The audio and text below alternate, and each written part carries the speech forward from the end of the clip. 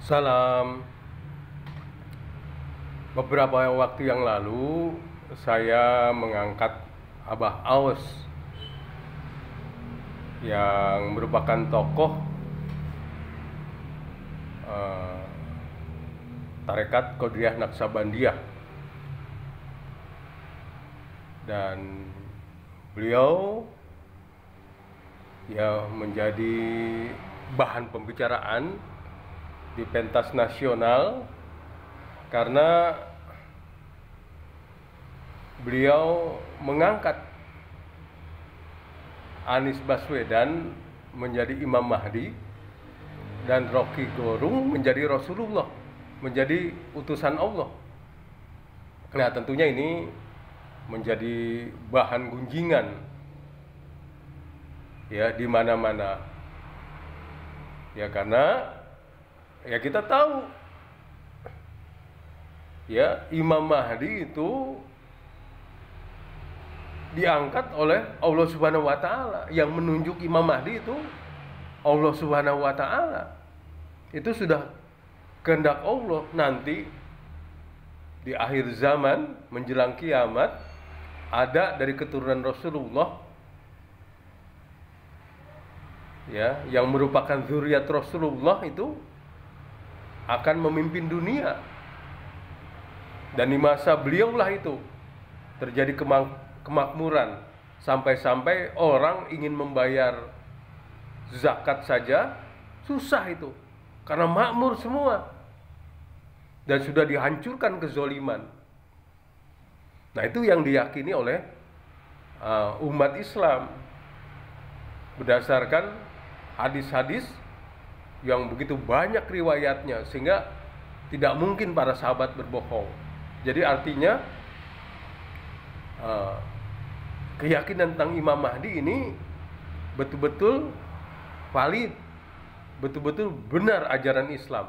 Dan Imam Mahdi lagi-lagi ya bukan mengangkat sendiri atau diangkat oleh manusia, tidak, Allah yang mengangkat. Dan sehingga ilmunya pun ilmu Rasulullah. Dia berikan kemampuan untuk memimpin dunia. Ya, itu ilmu yang Allah berikan.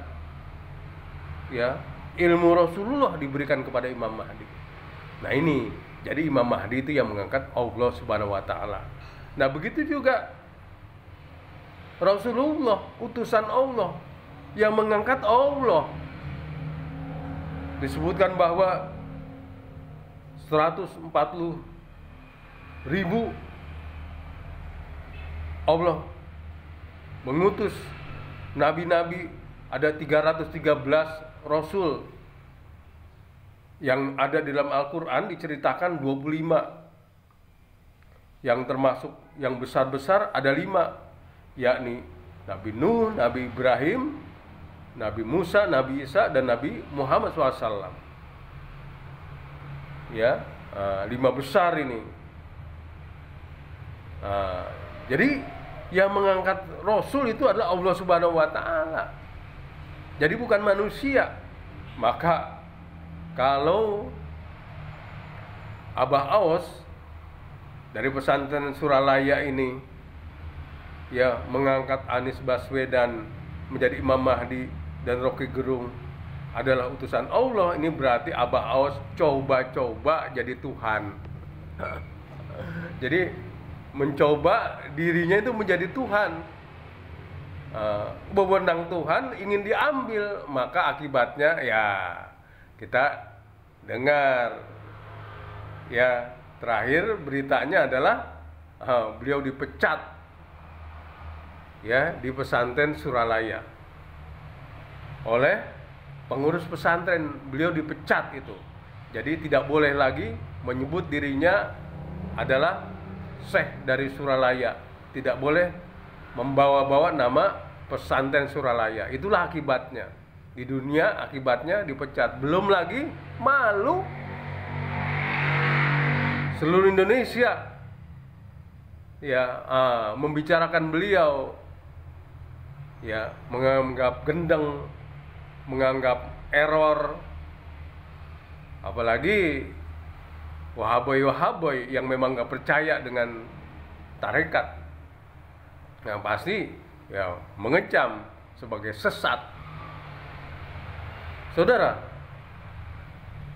ini pelajaran juga buat tarekat-tarekat yang lain. Hendaklah tarekat itu, ya memang tarekat itu sebenarnya untuk pensucian jiwa.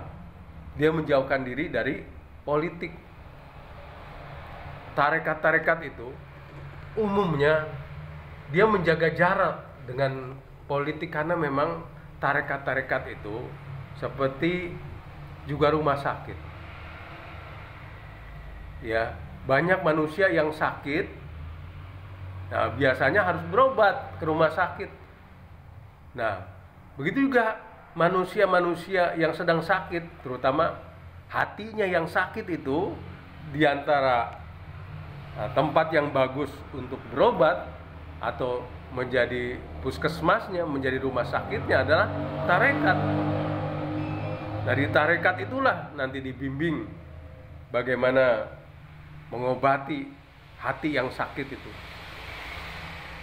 Ya, misalnya cinta dunia itu adalah penyakit hati. Nah, bagaimana diajarkan nanti di dalam tarekat itu untuk sementara menjauhkan diri dari dunia dengan cara berkholwat, ya, dengan cara banyak pikiran, mendekati orang-orang soleh. Nah, itulah di tarekat biasanya. Maka banyak sekali tarekat. Sebagaimana rumah sakit juga banyak. Nah, tempat orang-orang sakit. Nah, begitu juga tarekat ini banyak.